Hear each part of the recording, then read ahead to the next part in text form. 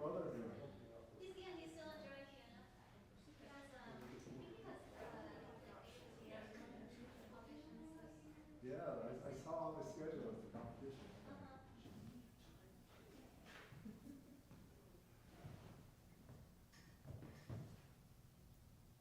Is it time yet? All right. Can I ask people to come down? It's so dispersed, and I thought we could have a more intimate discussion. You don't mind.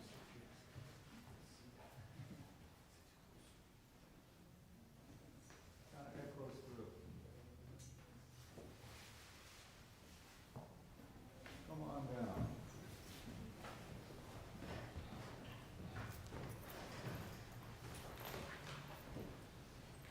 All right, well, good morning, everyone. Those of you who do not know me, I'm Joe Ng.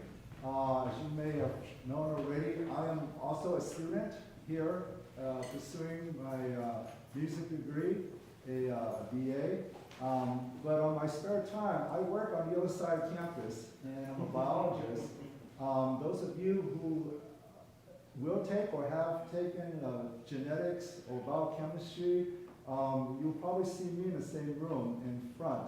And so I thought today I want to share you my perspective from the science side in terms of why music is relevant. And I'm going to stress this because many people outside the music world always think that music is correlated primarily to entertainment or compositions that are important for battle and for movies and things like that. But I'm also going to bring you from the other end of why music is relevant in terms of for science, human health, and our everyday living.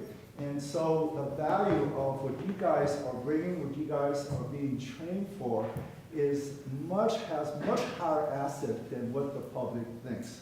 And today I'm going to stress on music and memory, how memory is really coupled to the musical part of our training. So I'm going to approach it in a way that is science. And so you hear some biology. And so I'm going to squeeze in 30 seconds of what it takes about a few weeks in lecture. So I know you guys are very, very smart. I first want to talk about music and memory are closely linked together. And I mean, they are very, very linked together. And we, as the scientific community, we know this is so because we can prove it. And so a lot of studies, including most recent studies, have shown that if you are put into a large tube with a magnetic field, and this is called an MRI, magnetic resonance imaging, that I could actually invoke certain reactions and I could see things in your brain that's going on. And it's nothing magical or very sophisticated about this. It really relies on your blood. And in your blood, everybody knows it's red. The reason it's red is because you have hemoglobin and it binds to oxygen. Your blood circulates through the body and it delivers oxygen to the cells that needs it.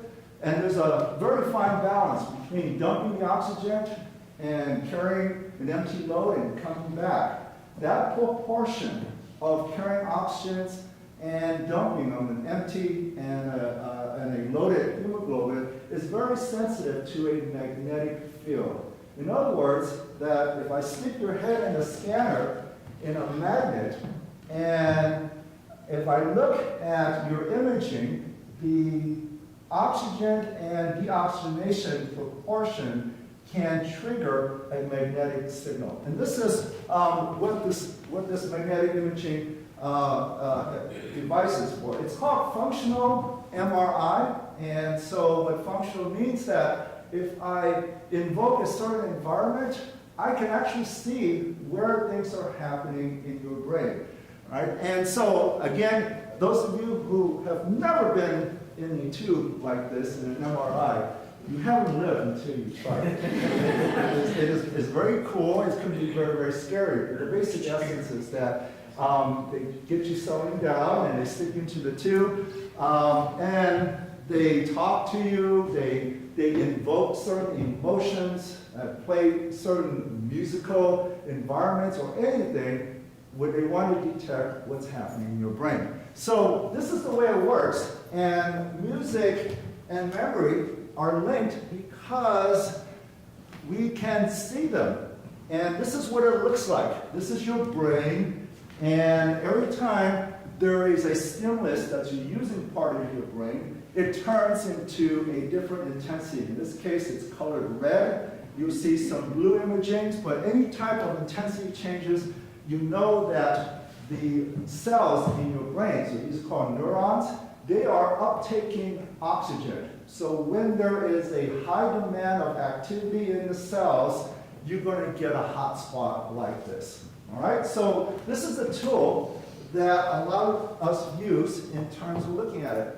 It turns out that if you play some music, and particularly those that you have heard between the ages of 7 and 18, right? This was an experiment that was done where whatever generations you're at, they picked a list of songs, and when they play this, it elicits certain hot spots in your brain, right?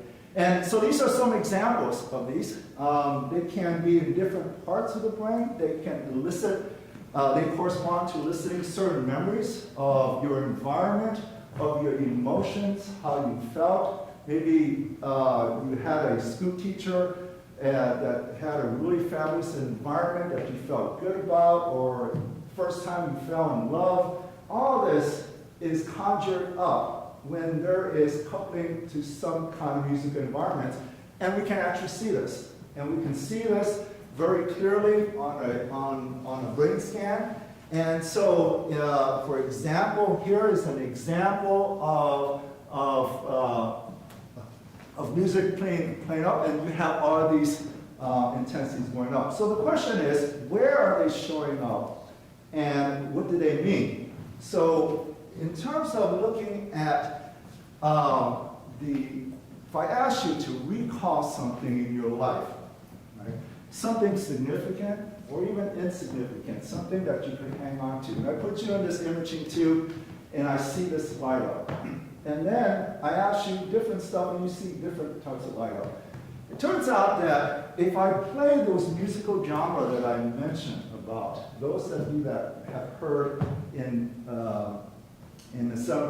between 7 and 18. So in my case, I heard a lot of Beatles, Simon and Garfunkel, 60s type of music, and that conjures up certain images. And if you put me in this tube, you can absolutely see it. You could see the imaging in terms of, I could tell you what I'm capturing, and I could tell you what the type of music is. And it turns out that most of the hotspot is in this area called the medial prefrontal cortex. It is a fancy word for the front part of your forehead. If you touch that, that is your front cortex.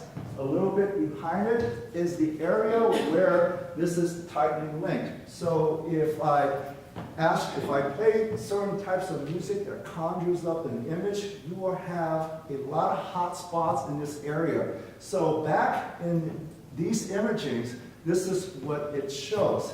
And so these are linked together, and they are attached with memory and the musical elements into these. Now, this part of the brain, and from a lot of studies, that they know that it has to do with not only remembering names and colors, these are called semantic memories, but you also have ambiance memories, and these are related to higher cognitive functions of these, decision makings, emotional regulations that I mentioned before, any type of social interactions. The negative part is it also is associated with depression, anxiety, sadness, and all sorts of cognitive degenerate diseases. All is happening in this area. And so we got a very interesting case here. the location of the brain where music seems to be linked with conjuring up certain images and memories and emotions. And this is the area as well too, where in cognitive degeneration, you also hit the same spot in terms of depression, schizophrenia, disorder. So the question is that, can we actually control our memories? And if we lose our memories, can we actually use music to conjure up and even slow down any type of degeneration? So this is why this is so important in terms of coupling the understanding of music and how we operate on a day-to-day life. So why is this important in this particular case? So here it is, another imaging spot, and again, these highlighted colorations are showing where the active cells are. So this is not a direct measurement of electrical sparks, which what people think. This is an indirect inference, means that if you have high uptake of oxygens, you're going to have these colorations. Here is a normal brain, all right? And first of all, let me define normal. Okay, so people think we talk about a normal person or something that's normal. There's really no such thing as normal. It is normal in the biological sense, in science sense. It is the most common trait. It is the most common trait. If everyone here has blonde hair, all right, I would argue, say, well, because it's the most common trait, that is normal, right? Or do we have a certain metabolism? What's the common trait among a certain population? So there's nothing bad or good about normalcy. It's just in the general population what we generally see. And this is in the general populations, all right? Not like a young Frankenstein, you have abnormal. Right? This is the normal brain, and it is the common trait, and it's all lit up. This is actually a young man in the 30s and relatively healthy with really no cognitive issues. And you can see that for the most part, everything is lit up. Now, in the middle here, you have some mild cognitive impairment. This person has memory lapses now and then, all right?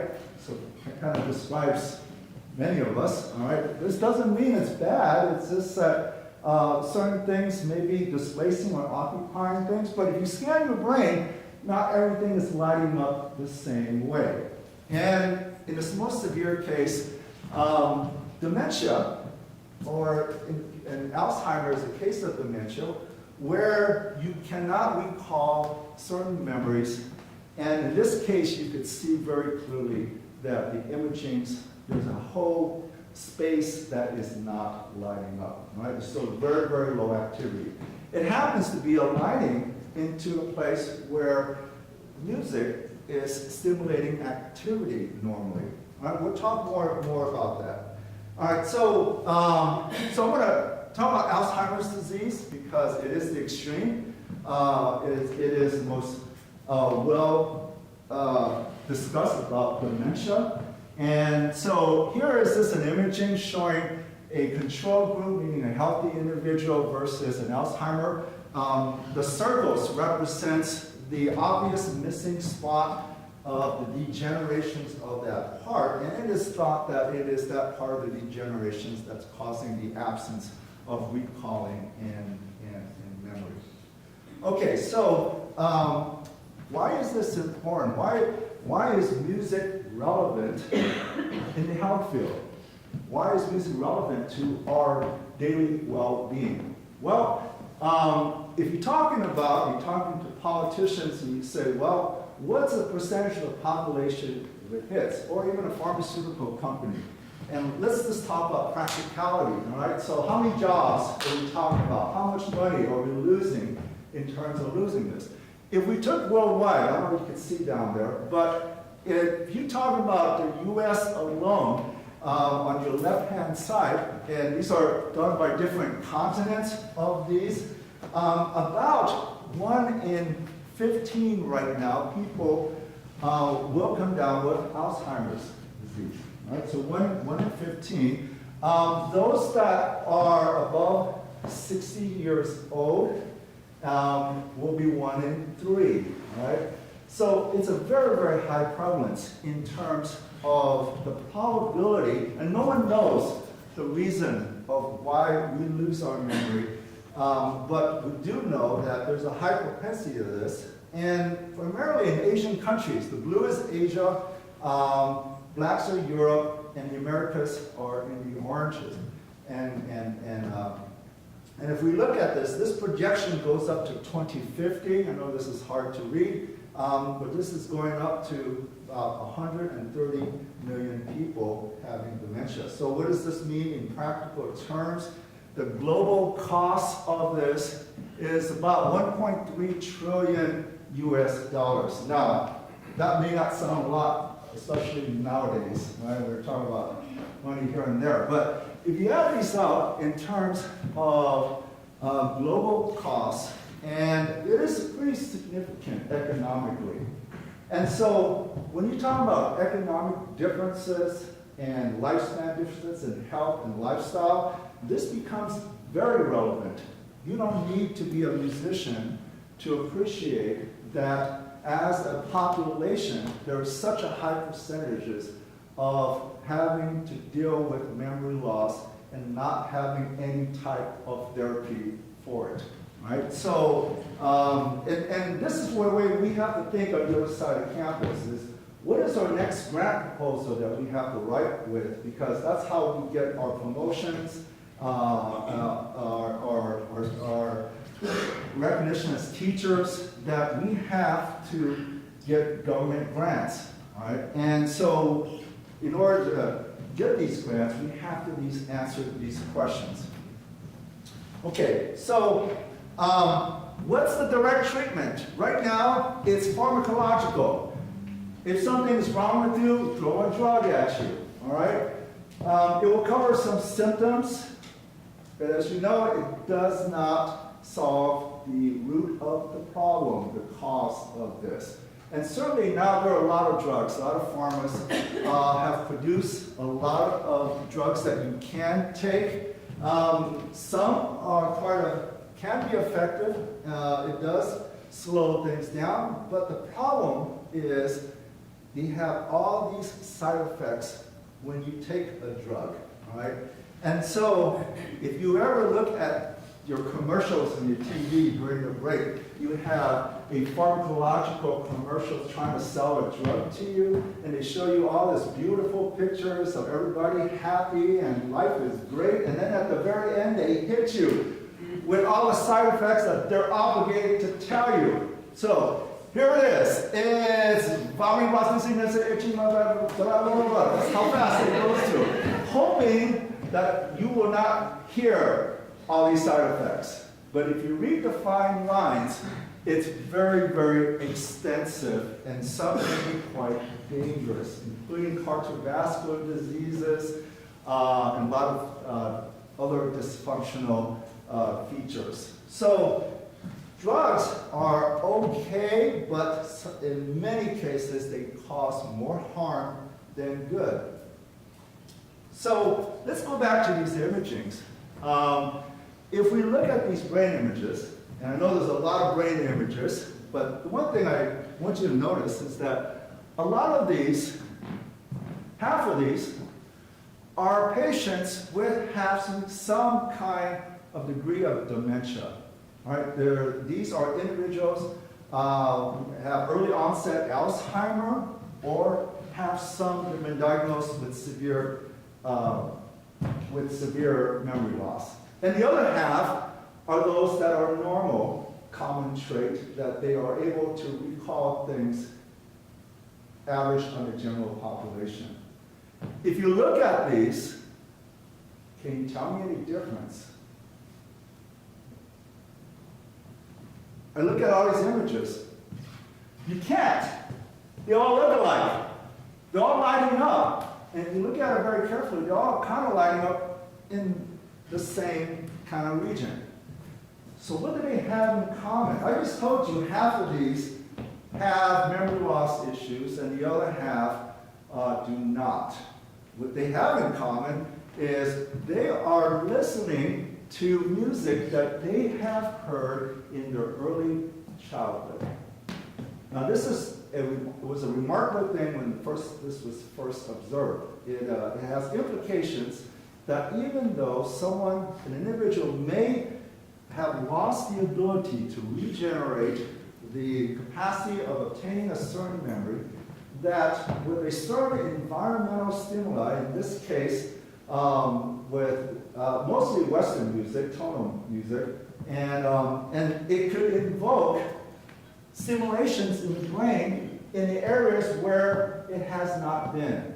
And this was a remarkable feat that down the notion where you can actually now have a non-pharmacological, more holistic way to slow down or at least curtail the degeneration of any cognitive diseases. Right? So hang on to that effect, to that notion here. Okay, so, and this started out with all of these music therapies, some, not as credible as others, but for the most part, they're finding a lot of values, especially in the elder community, and as you may know, music improves mood, it improves social connections, and all these positive stuffs. But really, it hasn't been until the last 8 years that we have shown molecular proof that our body is responding and stimulating to this. So 20 years ago, it was, listening to music and you feel good. No one knows why, but now it's showing that there are some changes in the brain that is now recalling things that can be beneficial to you. All right, so I work with things that are smaller than a cell. So meaning that I work things in the molecular levels, and things that are interesting to me are genes. And we say, well, what are genes? All right, everybody here has the template, the genetic blueprint that a set given by our father and a set given by our mother. And in our human genome, we have about 25 to 30,000 of these genes. Each gene is represented by many letters, and each of these can give information that produces out products that makes us who we are, depending on our hair traits, our heights, how we look, how we respond to our environment, and how we think, and how how sensitive our brain is stimulated. And so the question is, are there any genes that are specific and linked to musicality, right? And just to let you know, this is not my work. I wish it was, but this came in from a lot of people in the community, which suggests that there are certain triggering of physiological change at the molecular level that is real, and that this is not just a mental issue. So before we get into that, I want to give you my 2-minute genetics lessons. All right? If you're ever taking for genetics, you're going to see a lot of this. The central dogma of biology is that the material is of all your makeup is enveloped from your DNA, so that's deoxynucleic acid. When genes are expressed, it produces an intermediate molecule. It's called RNA, which is the middle, and finally the product is your protein. All right, so these names don't matter right now. Right? What matters is that every cell in your body is capable, it all have this information and is able to make this. So let me give you an analogy of what this really means. Your genetic template is like a cookbook. Anybody cook here? All right, we got a few cooks. Okay, so a cookbook is a blueprint. It has all the recipes that's in that book. But you are not going to cook everything in that recipe. but anyone who has this book will have access to the recipe. But it depends on the environment, whether it's Christmas, Thanksgiving, or someone's birthday, that you choose to cook a certain recipe. This is the RNA component. It is the committed step, the intentional step, that you will be using the information to produce something.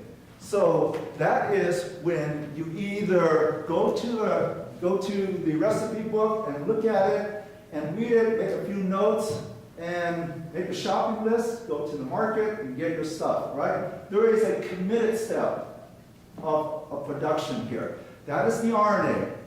And finally, the protein is analogous to the product, all right? So if you are cooking a stew, for example, that is the protein analog. So DNA, RNA to protein is equivalent to the blueprint of a cookbook, to the committed step, which is RNA, and to the final product, which is protein. And the protein is everything that makes us who we are today. All right, now having that said, we're going back to the original question. Is music genes, are there music genes that are being expressed? So let me take you into the cell, those of you who've not seen this. So inside every one of your cells will have this similar feature. It will have all these subcellular organelles, and it goes into the nucleus, and it will go into your chromosome, your DNA, and that's where your genetic material is at. So this whole thing about human genome sequencing, all the information is in there. Every cell in your body, whether it's heart, lungs, skin, blood, every cell will have the same information. That blueprint is given by your parents, all right? What is different about the cells in your body, given at any place, is the expression of it, right? Is the RNA. And that RNA now tells you whether things are expressed or not. And those are not made in every cell. Some are made in your liver, some are in your pancreas, some in your brain. For example, your brain does not make insulin, but it has a gene for insulin, right? But your pancreas does, right? And the same thing for any other cells. So there are signaling events that tell these. All right, now, here is the sequence, parts of it. The letter code for any genome, humans, is 3 billion. That's 3 times 10 to the 9th, right? That's a big number. Actually, that's only one set, one from your mom. The other 3 billion comes from your dad. 6 billion altogether. These numbers don't mean anything until I put things in perspective. Anybody read the book Moby Dick? All right, some of you guys should read it. Anyway, it's a thick book, all right? That book has 3,419.66 on the, it has 935,763 letters in this book, all right? I'm only saying this because our genome is made out of letter codes. We have 3 billion. That book contains almost 1 million letters. And to make 3 billion, we're going to stack out about 3,500 books of Moby Dicks. That is the number of letters that we have in each cell in our body. Right? So this is kind of the information that we're talking about.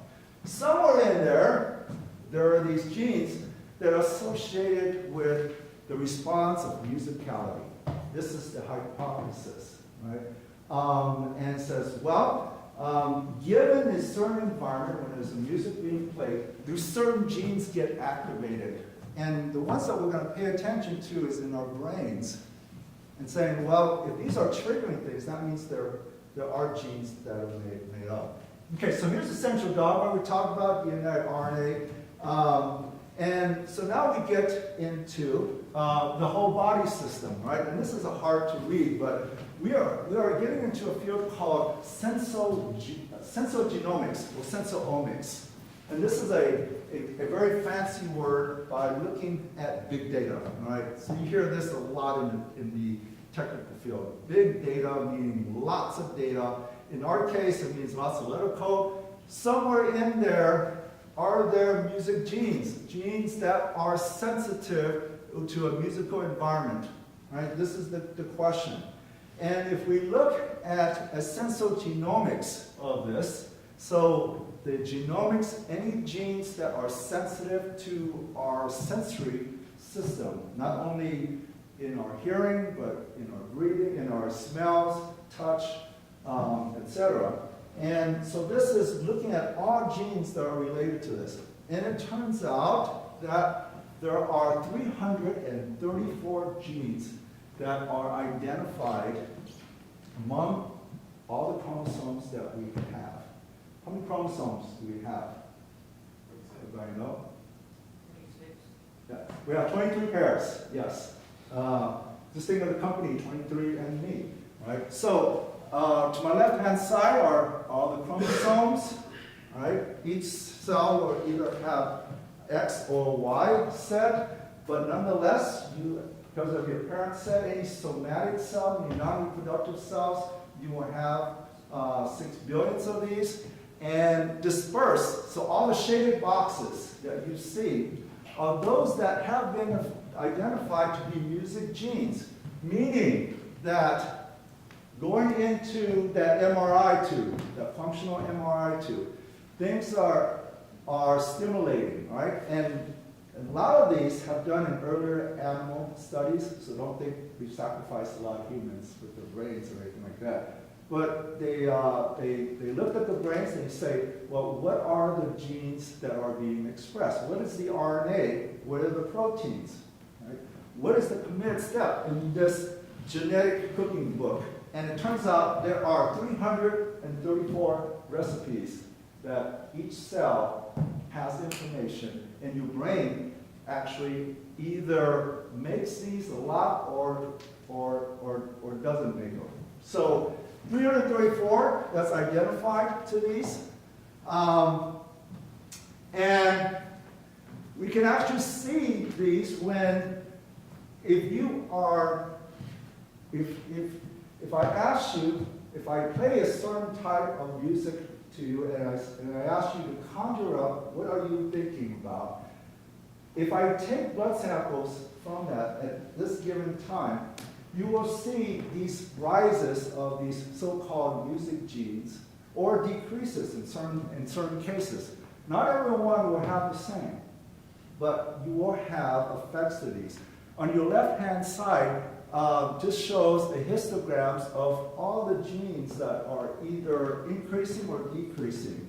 Fancy word being upregulated or downregulated. All right? And these genes are real. They have certain sequences that we can identify and that we can measure to these. All right? So going back to the scans, we can actually look at these brains and figure out where exactly are the stimuli, are these genes that are correlated. So there's about 334 of these genes that are being activated as a consequence of a musical stimuli. Right? And these can be looked at from the scan, as well as now looking at brain tissues. And this is done in a lot of the animal systems as well too. And we can actually get letter codes, the letter codes that correlates to these exact music genes. Right? So this is getting very exciting because we've identified something that can trigger things that are going on. All right, so scientists now, particularly biochemists, all right, have come to this conclusion recently, and the musicians would say, well, no, we knew this all along. But they're publishing to us that, well, learn an instrument. All right. Turns out that adults who takes piano lessons experience improvements in attention, memory, and so forth. Right? It stimulates this cognitive control area in the middle precortex. And especially if you have not been training as a musician at all, to open up new neurons and open up triggering these genes actually diverts a memory channel that can replace things that have degraded. This is the thinking of it. Exploring musics of different eras, all right? So many people tend to stick to a particular genre of their favorite, right? So the thinking is, from all these studies, is that try out different genres. It stimulates your brain, right? So me personally, I hate heavy metal music, right? No offense to anyone who loves it. It just doesn't connect with me. But now and then, I do listen to it, all right? Not because I like it, I just said, okay, this kind of stimulates my brain a little bit. You know, it diversifies and gets me reconnected with different neurons.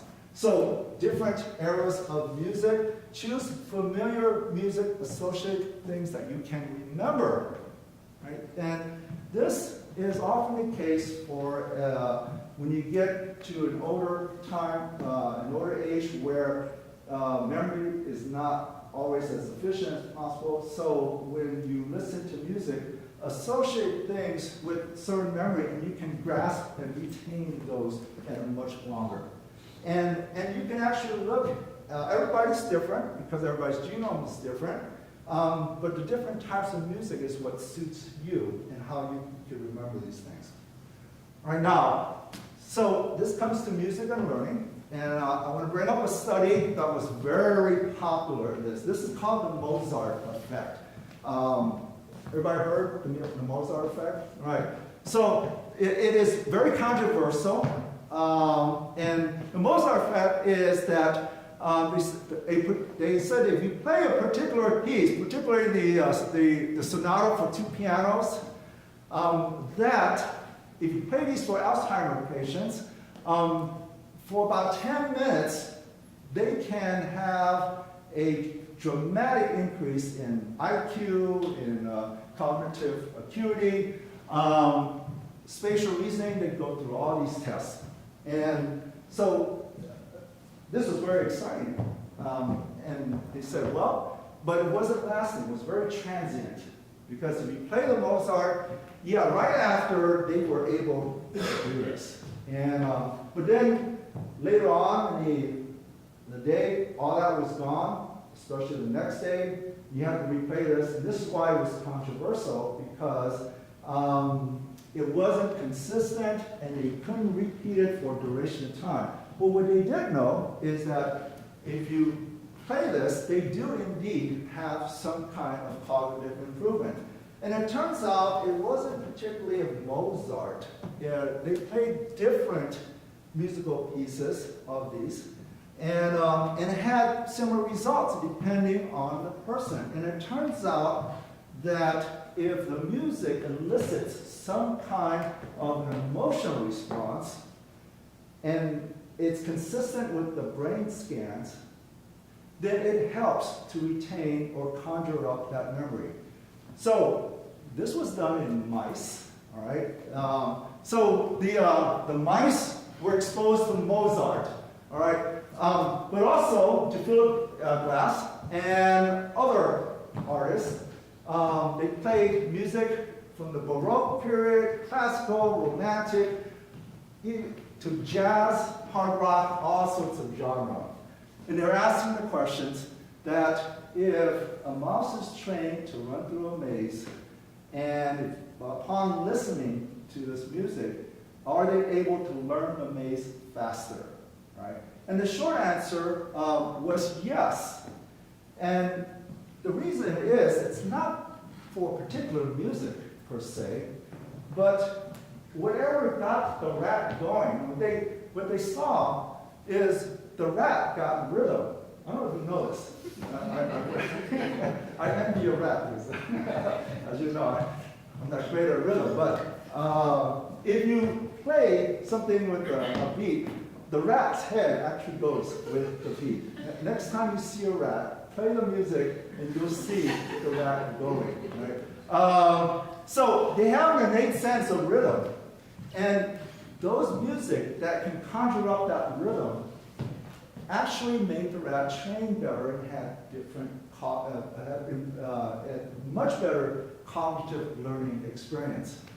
Now, unfortunately, they looked at this and they sacrificed the mice to look at the brains, right?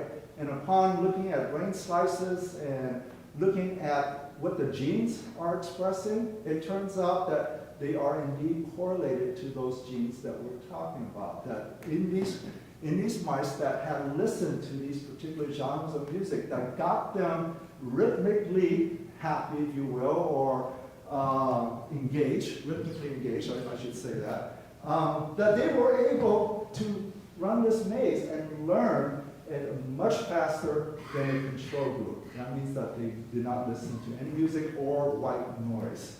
Right? So this was remarkable. He said, well, rats are mammals, and this works with dogs, chimps, and we think it's the same thing for humans, right? Whether we know it or not. So music and emotions trigger certain emotional responses. That is the key. For recalling memory, it's not just the music per se, but it's the emotion it conjures up. And that's what retains or grabs that memory space. The background, everybody has a different association to certain different types of music, to cues. And everybody will have a different focus. So how do we put this in practice in these? So I have to tell you that if you're ever taking me for a class, I actually play a lot of these music before my lecture. Right? This is really kind of an example from my music history class with Dr. Sanders when she was here. And it didn't matter because the whole lecture wasn't really about the music nor the artists or the composers. It was really about the discovery, in my case, of a certain genetic method or discovery or scientist that correlated with that time period. And I would play this, and everybody in the class would think I'm crazy, first of all, and my chair will walk by and says, why is he playing music in his class?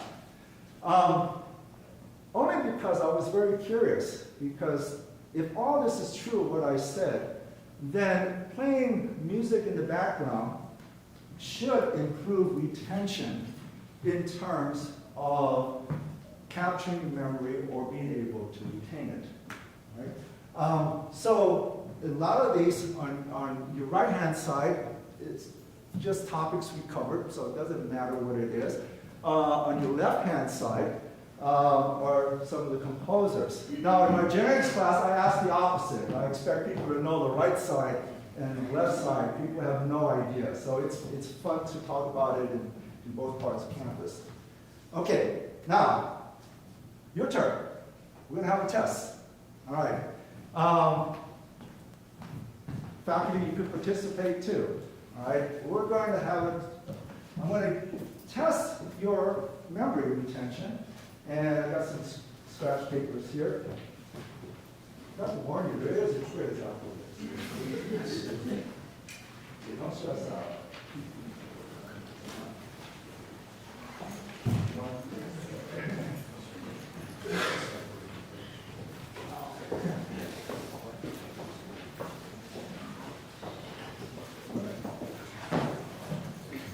Okay, does everybody have a piece of paper? If you don't, I've got more. All right, so here's what we're going to do.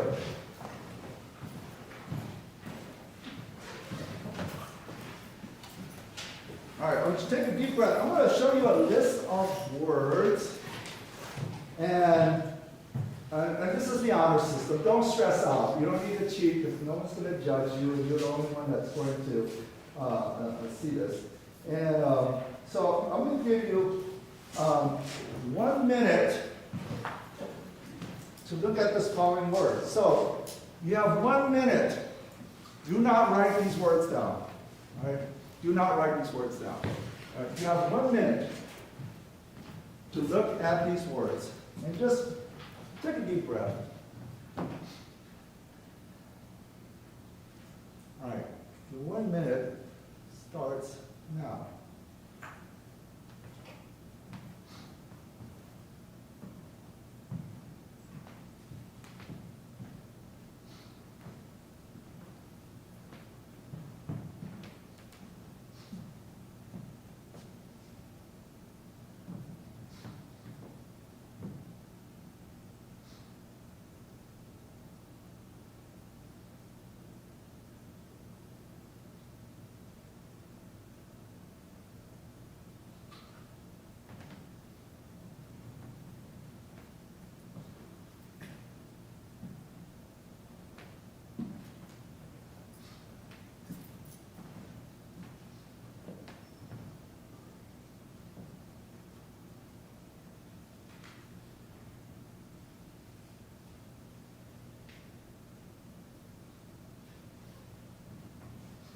All right.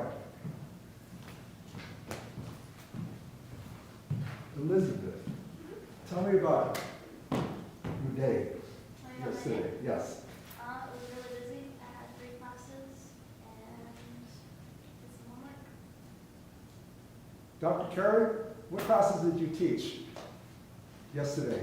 Yesterday, concert choir. Did everybody take a non-music class here? And did anybody notice any constructions? Okay, I'm just distracting you, giving you a brain a little rest. All right, I'm supposed to do this for about 30 seconds. I was going to show you a Where's Waldo, but it's hard to see. All right, now I want you to write down any word that you can remember on this, and you have 1 minute to do so.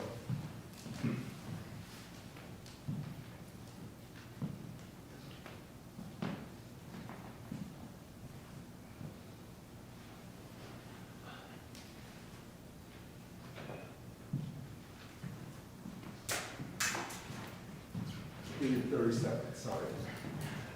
We're running short of time.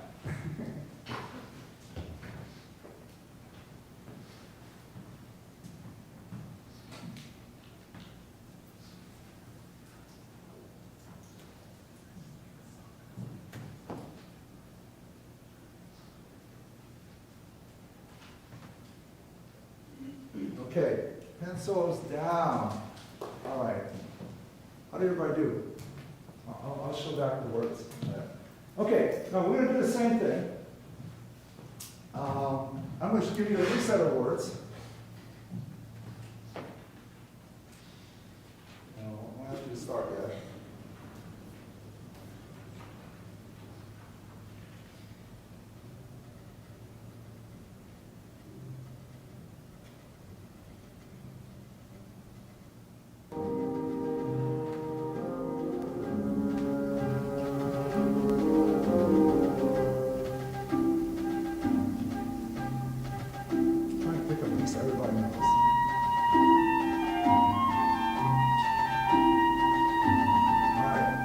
Show you a list of words.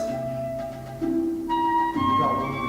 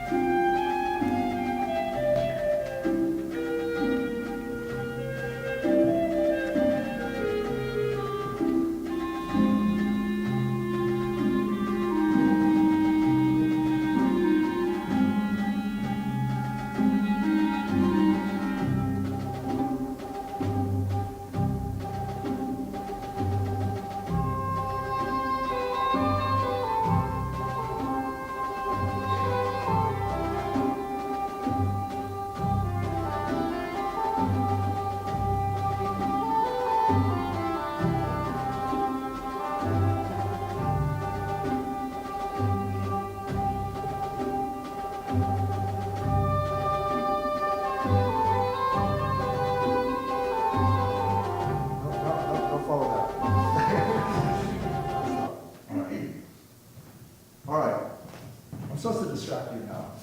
So, tell me something that you've learned from this forum so far that you did not know before. I hadn't previously thought of like taking actual memories and like trying to connect them to music so that you can use that later in life to like recall those memories. Like I knew that they were connected, but I hadn't realized that you can actually do that in a more practical sense. No. That's, For me, the thing that was striking was the simply listening to music. Because I've always been biased toward like us as music makers getting all the benefits. And it's complicated to discover that that's not true. now this demonstration may work differently if you guys are all music makers. So I'll be very interesting, but on the other side of campus, there's a striking difference. All right, go ahead and write down your words.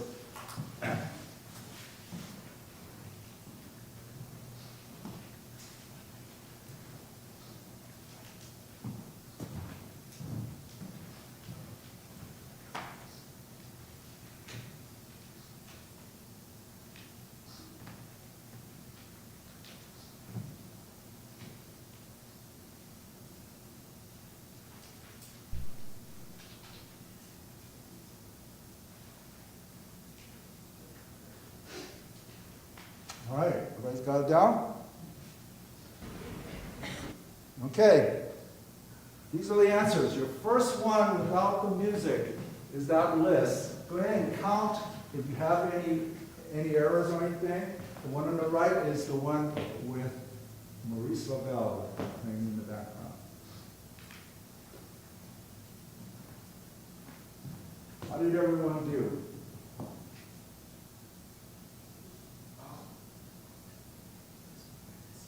All right. Now, Elizabeth, I know you already got 100 in both of these. It's only for the rug and television on this, so. Yeah, that's not, but this is not correct. Yes. Oh, really? Oh, yeah. Sorry, that's capital. Sorry, yes.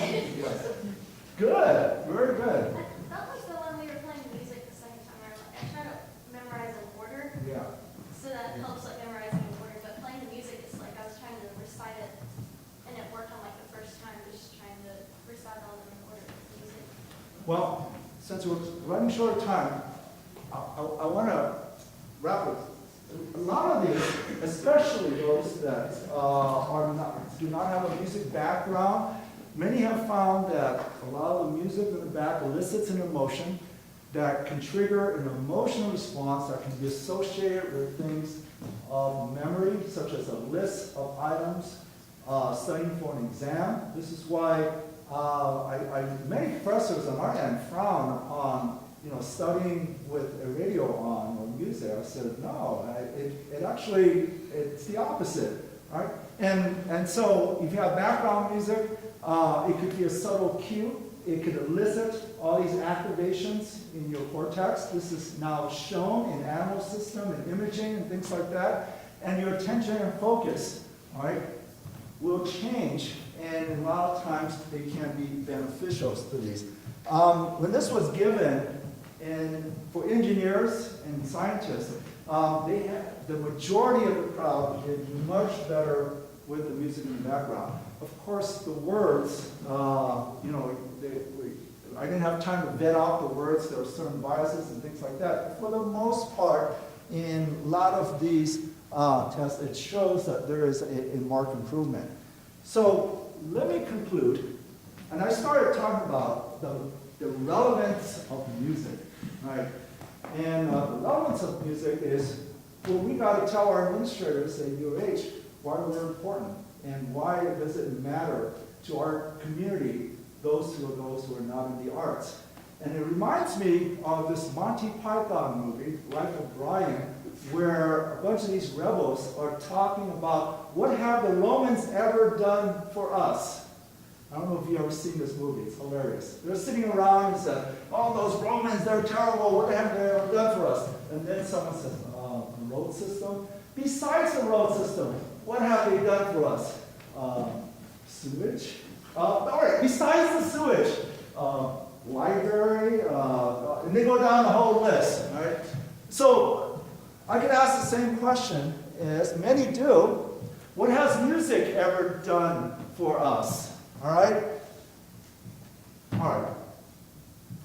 You compose a lot of great movies, and all right, it conjures up motivations for us to do battle or to confront challenges. But besides all that, what does it do for us? Well, as we said, there's a whole list. And I know you can't read it, but some of it will say, ease pain, motivate people, increase endurance, improve memories, it will curtail the degradation of Alzheimer's, the dementia, brain development, enhance visual functions. Wait, there's more, all right? Reduce stress, ease stress after surgery, decrease heart pressure, cardiovascular disease. I think it does everything except curing cancer. And that's out. That's in a jury, all right? But there's a lot of things that's going on that makes music relevant, all right? And so what I want you to take away from this is, I mean, it's a wide field, and within the time I have, I just want to give you a taste of it, that music is deeply connected to memory. And anybody who utilizes their memories should be really appreciate the value and the asset of music. It enhances learning, enhances recalls, emotional engagements, and finally, the practical applications that are used today for education, for therapy. So if you are not a musician, this all applies to you in daily life. So if you talk to non-musicians for recruitment or anything like that, you say, why is music important? This is why. And there are some fabulous books that talks about this as well too. And I'll end it here. I know I'm running out of time. If there are any questions, I'll be happy to answer. Thank you.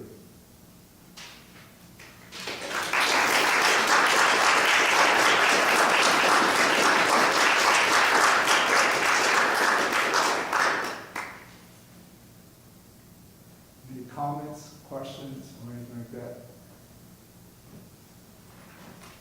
So you mentioned piano especially. Why is piano especially useful? It's accessible. Hospitals have it. You mean to be used? Yeah, I mean, one of your examples said if you play the piano, then it has certain... It goes for any other instrument, except that those who have any forms of dementia or cognitive degeneration, it's also coupled to shortness of breath. So, you know, anything with woodwinds, it's difficult to learn. And the same thing for any type of percussion besides the piano, of course, that it takes more physical endurance. The piano is accessible everywhere, pretty much have a piano. And it's easier to train in all different levels. I mean, there must be a physiological and physical reason. I mean, is it related to the overtones related by the piano, or? Yeah, I mean, it's pretty much the ease of usage for a non-musician, because all the keys are laid out, and you don't have to be in great physical shape to begin playing the piano. Now, are you referring to the example of the Mozart duet piece? That's one example, and he said... I see. Not No, both. Yeah. I mean, both, yes, Yeah. yes. Why that particular Mozart? I mean, I know the piece inside out, Yeah. but intuitively, I would not think that this particular K448 is so much more suitable for what we are talking about than... And at the end, it wasn't. It turns out that this works for different music, Yeah. as I said. It just happens that the investigators chose this particular piece. maybe they had a personal preference for Mozart. Maybe they were. I mean, it makes sense, right? It's very rhythmical, it's for four hands, so there's a lot of sonority, Yeah. and it's one of the most recognizable themes, right? Yeah. So this would not work for, you know, late Anton Webern or so.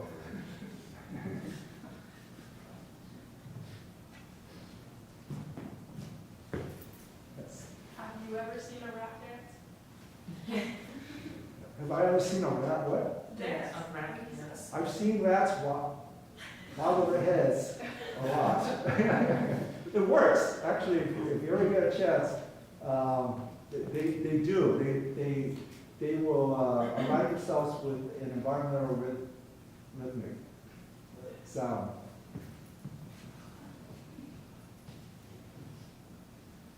Elizabeth has a Of this sound. I have a question about recall. Say you were studying for a test and you trained on music while you were memorizing a whole list of vocabulary terms. Yes. And you go to the test, you can't wear headphones or anything, No. but if you think of that music, does that have the same effect on like recall and all that? Yes, you think of it, well, part of these studies, you think of it emotionally. Okay. So when you study with this music and you couple it together, remember you're generating all of these gene expressions. You're trying to get that feeling, and supposedly that feeling makes you remember or recall much better. Does that have the, It's the same way if you ever experience a very pleasant situation or a terrorizing situation, right? It's there, it's in Right. memory. And this goes into all these talks about PTSD and things like that. Certain things are engraved in the just behavior. Is there any research that kind of shows, like, if there's a difference if you're a visual learner versus an auditory learner? Because I noticed I was trying to do the second time, I was trying to do it by kind of saying it out loud. Yeah. But then if you have music in the background, you know, so I just wonder, like, are visual learners more likely to have that emotional response to the music in the background? Yeah, I don't know the answer to that. I think there probably are different reports about distinguishing these. A lot of the studies have coupled to these visual and audio. It's a good question. Do you play the music also when you give exams or just for the lectures? I do not, mainly because I have pretty large class sizes, and to play any one music that everyone have the same emotional response would be very, very difficult. So what helps a set of students may impair the other, and this is why it's hard to do that. So can you eventually listen to like the same piece of music so many times that it doesn't elicit the same emotional response that it would, or like Oh, it would yeah. affect your recall? Yeah, everybody will have, everyone will have a different playlist that elicits a certain emotional response. It's from your experience in life. Right? So you're asking if you play this over and over again. Right? You can numb yourself, sure. But like I said, if you want to use it as a recall method, you want to couple this with some kind of an emotional coupling. And if you lose that ability to generate that emotion, then it's not useful anymore.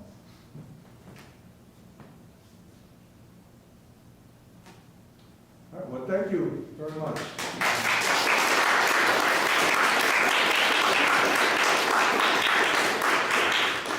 So just so you know, if you want to review this lecture, it is on our YouTube page. It was live streamed today, and I'll let some faculty and students that were not here know that. Reminder, next week is our student